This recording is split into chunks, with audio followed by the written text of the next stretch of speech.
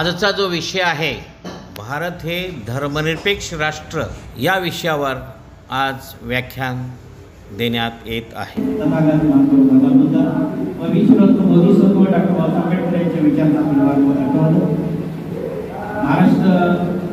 राज्याची भारतीय परिवहन समिती अध्यक्ष आदरणीय इंदू साहेब, सर्व गौरव उपस्थित आजचे जे प्रमुख व्याख्याते लखनऊ कावळे साहेब आणि सर्व गौरव उपस्थित।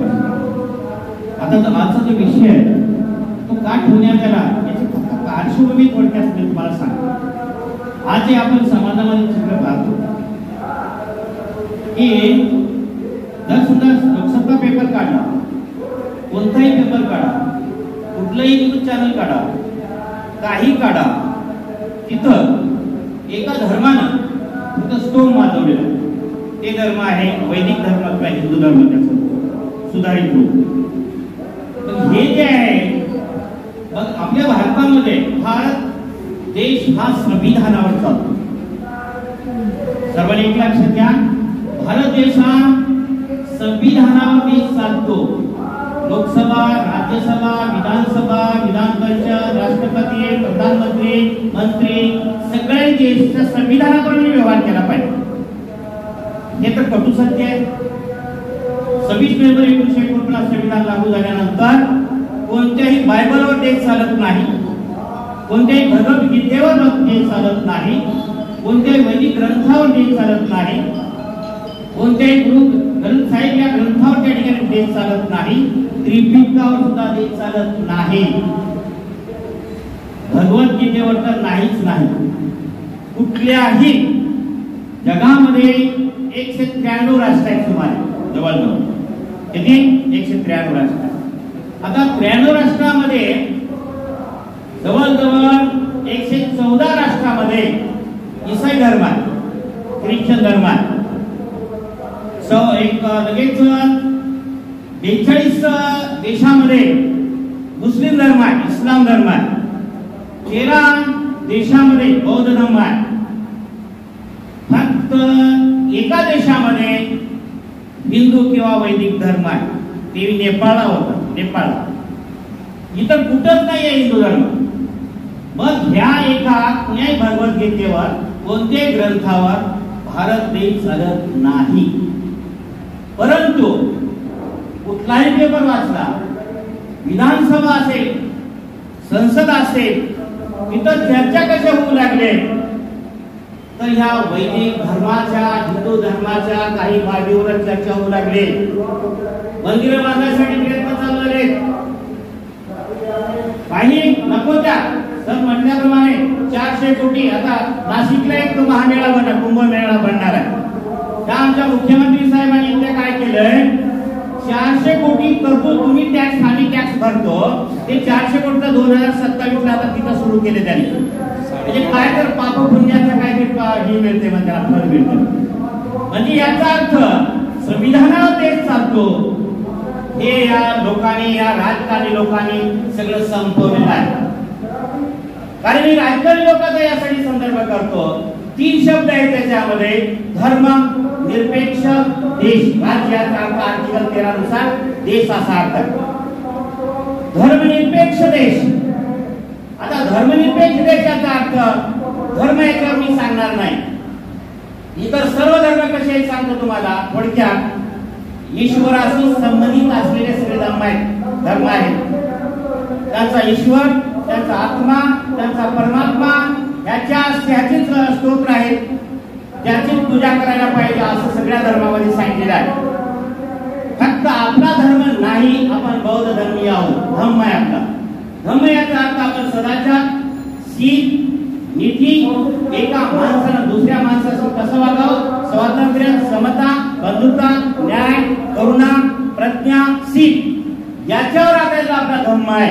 म्हणजे माणसानं माणसाशी कसं वागावं हा धम्म आहे, सदाचाराचा धम्म आहे। सदाचाराला काही नियम नसतो, चांगलं वागण्याला काही नियम नसतो। म्हणून आपला जो धर्म आहे याच्यावर मी जास्त बोलणार नाही, धर्मावर किंवा धम्मावर बोलणार नाही। निरपेक्षाचा अर्थ अवलंबून नसते, निरपेक्षाचा अर्थ अवलंबून नसते, कशावर अवलंबून नसते, धर्मावर अवलंबून नसणे, देश शब्द आहे पुढं, धर्मावर अवलंबून असलेला देश.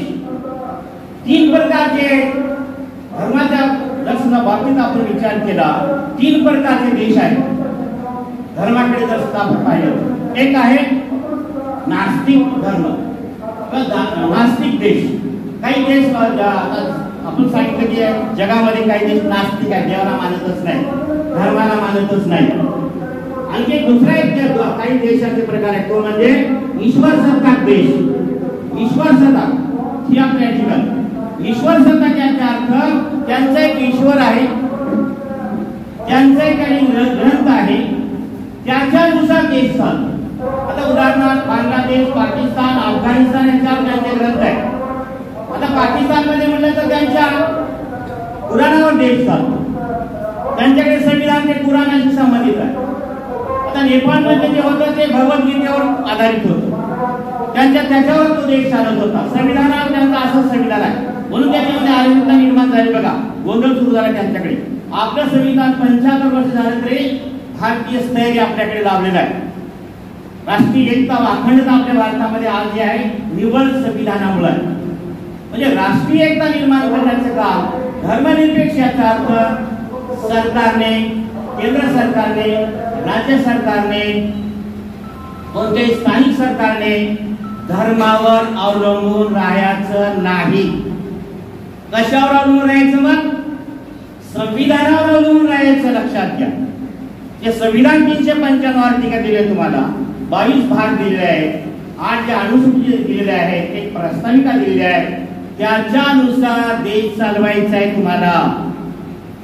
म्हणजे याचा अर्थ तुम्ही कुठल्याही पण वारं कसं वाहू लागले या 21व्या शतकामध्ये की पुन्हा एकदा भगवान बुद्धांची क्रांती इसवी सन पूर्व 7व्या काळामध्ये वैदिक धर्माचा त्यांनी नाकारले. वैदिक धर्म तथागताने पुन्हा वैदिक धर्म तथागताच्या काही काळानंतर पुन्हा वर डोकं काढलं. पुन्हा सम्राटांचे सम्राट आदरणीय सम्राट आपले सम्राट त्या ठिकाणी राजा आले, त्यांनी पुन्हा धर्माचं पुनरुज्जीवन केलं.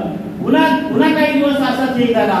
पुन्हा डॉक्टर बाबासाहेब आंबेडकरांनी, विश्वरत्न बाबासाहेबांनी काय केले, 1456 ला पुन्हा धर्म त्या ठिकाणी आपल्या धर्मात केले. याचा अर्थ क्रांती प्रतिक्रांती असं घडत चाललेलं आहे. म्हणजे इथं सध्या आता सध्याचा काळ कोणता आहे हा विषय काय ठेवला नाही आपण, काय ठेवलंय का याच्यावर चर्चा करत आहोत. तर पुन्हा एकदा वैदिक धर्मानं, या हिंदू धर्मानं डोकं वर काढलेलं आहे. बाबासाहेबांनी जसं की व्हिडिओ साहेबांना सांगितले की हे लोक आता काय करायचे, भाजपचे लोक, आरएसएसचे लोक काय करू लागले की बाबासाहेबांना समोर लक्षात घेऊन बाबासाहेबांनी हा धर्मनिरपेक्ष शब्द टाकलेला नव्हता असं स्पष्ट आपला उच्चार करतात आणि आपल्याला भडकवण्याचं काम करतात. म्हणजे आपल्या बुद्धिस्ट लोकांना बाबासाहेबांनी नाही, बाबासाहेबांच्या विरोधामध्ये शब्द टाकला काँग्रेसने. 42च्या घटना दुरुस्तीमध्ये 1976 शब्द टाकला इंदिरा गांधी. पण टाकला म्हणजे याचा अर्थ अगोदर नव्हता का धर्मनिरपेक्षता शब्द? होता. घटनाकारांनी ते आर्टिकल 25, 26, 27, 28 मध्ये ते अगोदरच नमूद केलेले घटनाकारांनी, बाबासाहेबांनी अगोदर त्याच्यामध्ये धर्म स्वातंत्र्य देण्यात आलेलं आहे. म्हणजे याचा अर्थ तुमच्या सदस्य विवेक बुद्धीला जो धर्म आवडतो ते आर्टिकल 25 सांगते. ते तुम्हाला हिंदू धर्म स्वीकारू शकता, तुम्ही तुमच्या बुद्धीला वाटल्यानंतर तुम्ही ईसाई धर्म स्वीकारू शकता, तुम्ही बौद्ध धर्म स्वीकारू शकता, तुम्ही आणखी कोणताही जैन धर्म स्वीकारू शकता. हे आर्टिकल 25, 26, 27 आहे. कोणत्याही धर्माचा तुम्ही प्रचार प्रसार करू शकता. हे सगळं त्याच्यामध्ये घटनाकारांनी, डॉक्टर बाबासाहेब आंबेडकरांनी अगोदरच हे शब्द त्याच्यामध्ये आहेत. फक्त त्याला प्रत्यक्ष स्वरूप देण्याचं काम त्या काँग्रेसच्या लोकांनी केलं, एवढाच शब्द आहे. हे जे स्वातंत्र्य, समता, बंधुता, न्याय हे सुद्धा बरेच वेळेस लोक बोलतात हे फ्रेंचची राज्यक्रांतीतून आलं नाही. डॉक्टर बाबासाहेब आंबेडकर म्हणतात हे जे विचार फ्रेंच राज्यक्रांतीने घेतले, स्वातंत्र्य, समता, बंधुता, घटनात्मकता हे शब्द हे तथागताच्या विचारातून आलेले आहेत, त्यांनी तोडले. पुन्हा ते भारतातले सगळे शब्द आहेत, लक्षात घ्या. म्हणजे याचा अर्थ आज हे कुठेही काढलं मुख्यमंत्री डिसिजन घेतो, आमच्या टॅक्सचा पैसा जमा करतो आणि काय करतो, गुरुकुल पद्धतीचे 400 कोटीचं बजेट त्याने मंजूर केलं. आता शाळा कशा उलट मात्रांची, कशा शाळा उलट, आता गुरुकुल काढणार म्हणे आणि 500 कोटीचं त्याच्यामध्ये. आता तुमच्या टॅक्स शेतकरी मरून चालले तिकडे, म्हणजे आत्महत्या करू लागले पावसाळ्यामध्ये अति पाऊस झाल्यामुळं. त्या ठिकाणी ह्याचं काय चाललंय, त्यांना आता इथले जे सरकार काय करू लागले, केंद्र सरकारने त्याला प्रोत्साहन देऊ लागले. त्यांनी काय केलं, गुरुकुल पद्धतीने शाळा, पुन्हा वर्ण व्यवस्था, पुन्हा जाती व्यवस्था, पुन्हा अनुवादी व्यवस्था, हे लोक वर काढले. कुठलाही विचार करा, धर्मनिरपेक्षता ह्याने काय केले, ते बाबासाहेबांनी शब्द टाकलाच नव्हता असं सांगू लागले.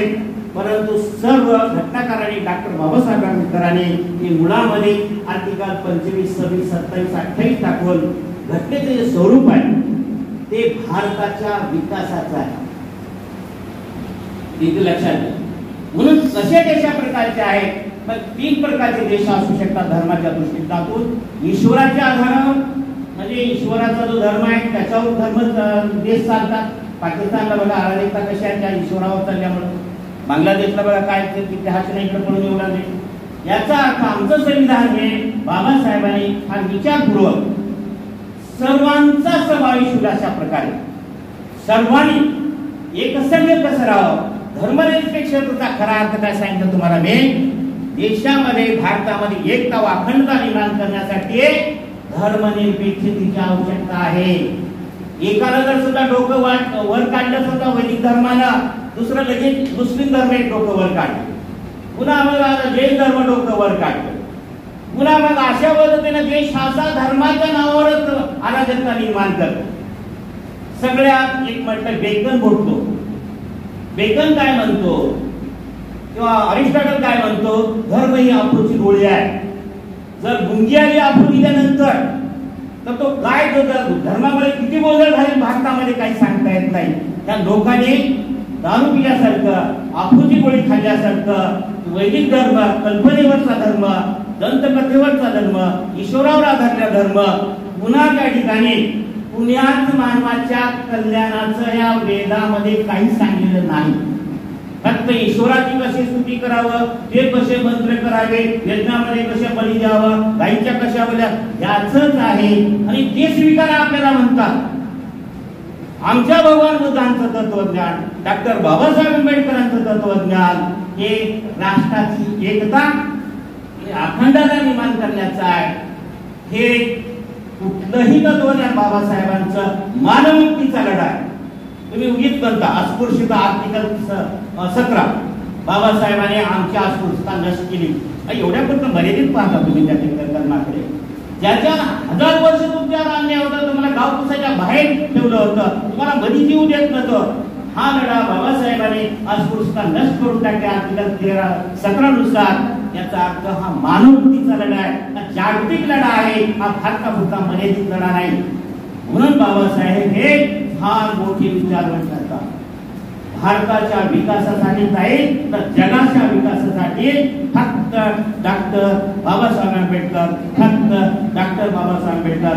भारताला स्थैर्य पाहिजे असेल, कुठल्याही धर्मावर कुणाही आधारित राहायचं नाही. कुठल्याही सरकारनं त्या जर सुद्धा एखादी धर्म आज लावू द्या, आता हिंदू राष्ट्र डोकं वर काढले, आज नसेल लावू द्या कोराडे साहेब, उद्या आणू द्या. त्यांचं काय होईल, हिंदू राष्ट्र म्हणलं त्यांनी भगवद्गीता समोर ठेवली, भगवद्गीता समोर ठेवली काय करते, अर्जुनाचं युद्ध, श्रीकृष्ण आला त्यांचा लगेच हे करायला होय ना, वर्ण व्यवस्था आली, जाती व्यवस्था आली, मग सगळं त्यांच्यामध्ये आलं. मग आपण जर समजा ते नाही स्वीकारलं, आपल्यावर कायदेशीर कारवाई होती.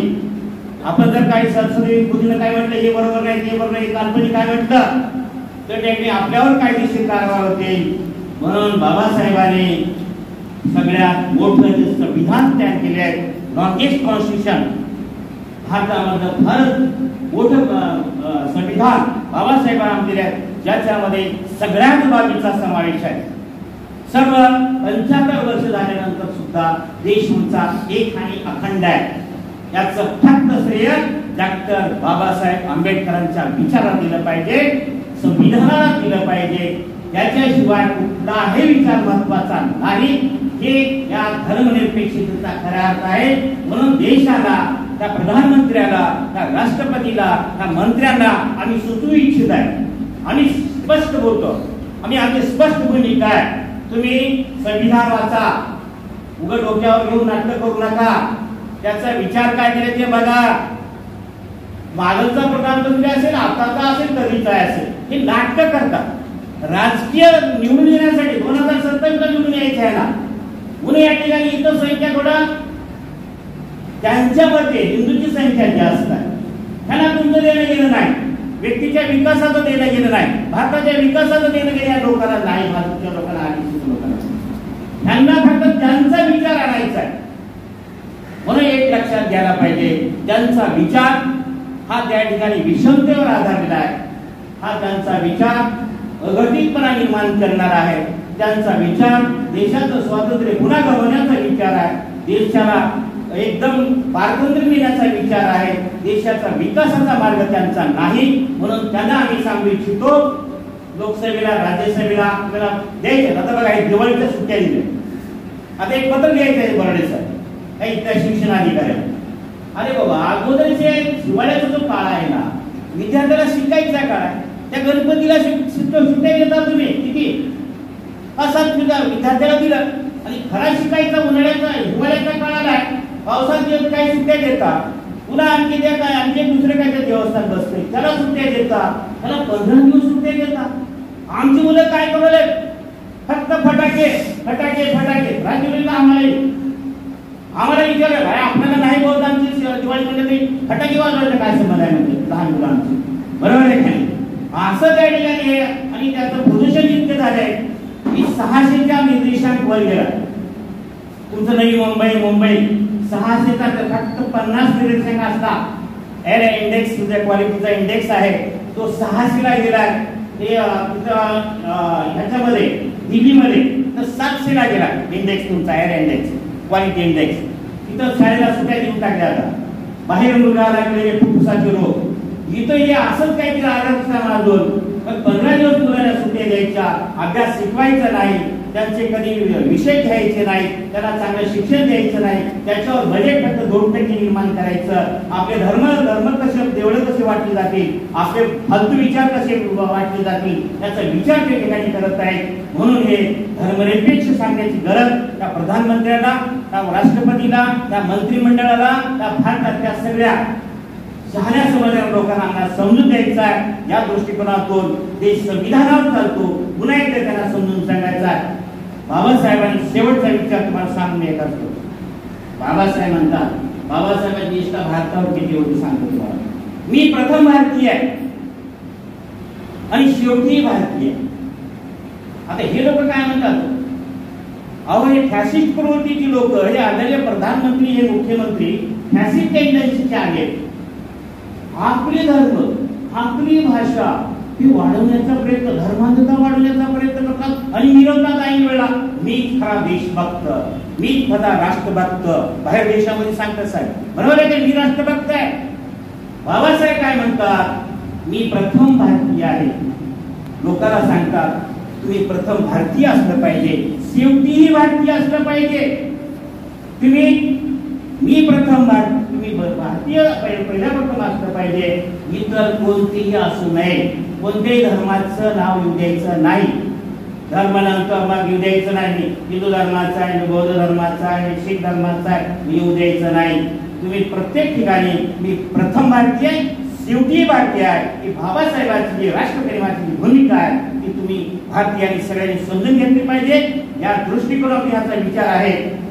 आज कुठेही गाडीमध्ये बसलात, कुठेही गेलं, लोक काय करतात बघा. एवढा संविधान, एवढा मोठा आपलं चांगलं संविधान आहे, त्या लोकांना काय सांगतात, तुम्ही कुण्या जातीचे म्हणतात. एसटी मध्ये भेटला, एवढ्या जातीवर नाव आहे, कुण्या धर्माचे म्हणतात, आडनाव काय म्हणतात, वाघमारे म्हणलं की ओळखून घेतात. अरे बाबा, हे सगळं आपल्या त्या ठिकाणी आजही त्या ठिकाणी जातीपातीच्या राजकारणामध्ये धर्मांधतेचे आहे, धर्माने आंधळे झालेले लोक आहेत, फॅनेटिक लोक झाले आहेत. हे सगळे केंद्र सरकारचे, राज्य सरकारचे, स्थानिक स्वराज्य संस्थांचे सगळे लोक फॅनेटिक झालेले आहेत, धर्माने आंधळे झालेले आहेत. त्यांना एका गुन्हा आणि संसद विरोधीचा धर्म सांगूया आणि एवढंच या ठिकाणी बोलून माझे 2 शब्द संपवतो. जय भीम, जय बुद्ध, जय भारत, जय संविधान, जय संविधान, जय संविधान.